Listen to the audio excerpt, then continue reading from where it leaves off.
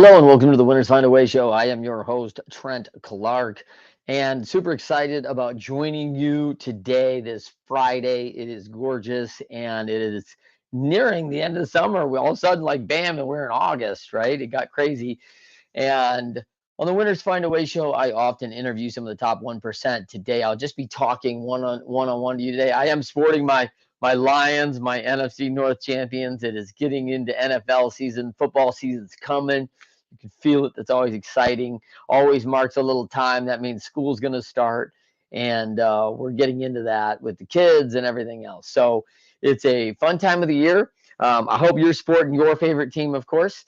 And I am the CEO of Leadershipity. I am a growth coach. I'm a serial entrepreneur. I am a speaker and have spoken in over 17 countries.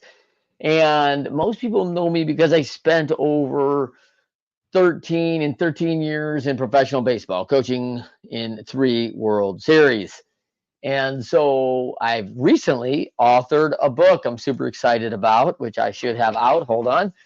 I have my book today of leading winning teams. And man, the things that go into getting a book done are just absolutely amazing.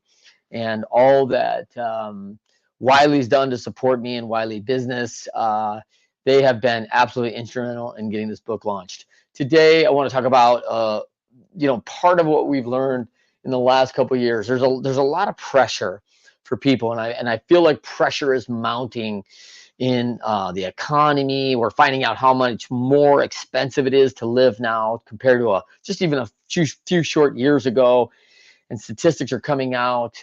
You see the job reports are coming out lower, and so there's some pressure out there that live. And I want to remind people that pressure is self-applied, and that's a challenge because we get to let in what we feel is the pressure we should have. And we should let that friction in, because that friction of that pressure will shape us. It will help us get better. And we go through these times in our lives, and people call them, valleys, or they're called them dips. And those times are some of the best times of your life. When you look back, you'll look back on how that shaped you. I look at, like, athletes that have gone through a very difficult time, and it's setback to stardom, and I talk about that in the book. That setback is like, oh my gosh, I'm injured, I'm not going to be able to play.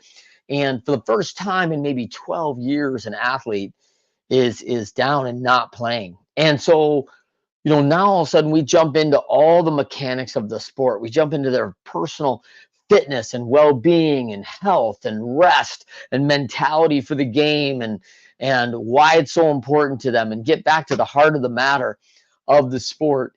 And when I see athletes who fall into that, it's a setback initially. They go to the valley and they go to work. They take action.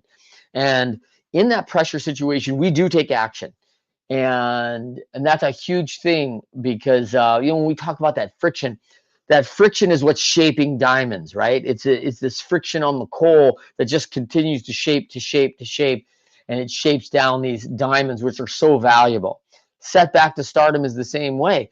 We get into that valley and we start getting shaped. We start getting friction on us about how we're going to get better. And we look at everything. We start really narrowing in on our mechanics of how we do things to not re-injure the issue. And we work on parts of our body physically that maybe we haven't had time or the opportunity because of the busy schedules and all the things. We change our nutrition schedules and get better.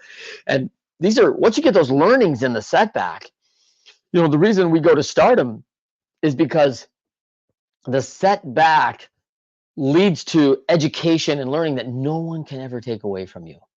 No one can ever strip you from. So this is a huge time to lean into, hey, how can I be better as a person? How can I be continuing to improve? And I love that mentality of people having just a little bit of improvement every day, just 1%. Like, if I just got one thing better today, that would be marketable, because when I get one thing better, it just builds and builds and builds, and you start shaping that and shaping your future. And the future is stardom, right? We have a current reality and a future reality. And how do we get to that future reality? Because we can envision what we want. We want to get there. And now we have that current reality. And so we got to start climbing those steps of how do we get up to that future reality. And we can reverse engineer that and figure out exactly what that looks like. And so that is part of that big step setback to stardom. And I love that. It's back to that count it all as pure joy, brothers, right back to James 1 and 2, where trials are shaping you. It's helping you get better, and it doesn't feel like joy in the moment. And I know that. And I know it doesn't feel pleasurable, and it's not fun. And there's probably a lot of places you'd rather be. Part of the thing that provides hope is knowing that there is a better day to come. There is something better for you out in the future. And the nice thing about, looking back now in my big 54 years, right, of life is like, I've been into a lot of valleys. I've been into a ton of valleys, and I don't love them either. I don't want to be there. I don't want to be shaped. I don't like the friction sometimes, right? But I lean into it and I take action when I'm in the valley because I know I got to start moving to get out. I don't sit and hope that someone's coming to save me, that I'm going to get rescued, that I'm a victim of something. Like, I'm not. It's a opportunity for me to take advantage of what I need to learn. And so lean into it that moment, and know that, looking back now, as you're probably not as old as I am, looking back on that, if we really study our valleys, they shape something for us that made things better. It was sometimes directing us towards a better path, directing us away from a negative place we were going, and really offloaded us into the wrong place that we didn't want to be. And we had to get back to where we're supposed to be. And so there are crucial times in the valleys.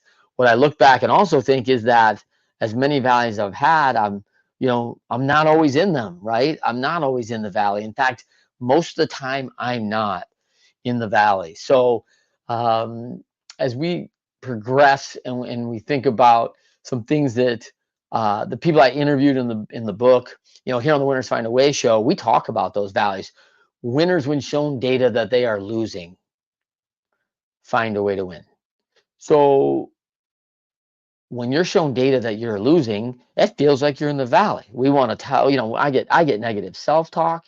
Oh, you are a loser. I can't believe you didn't prepare better. I want to beat myself up over, who didn't do what to get us there, and start playing blame, and, the losing behaviors that start spinning in your mind.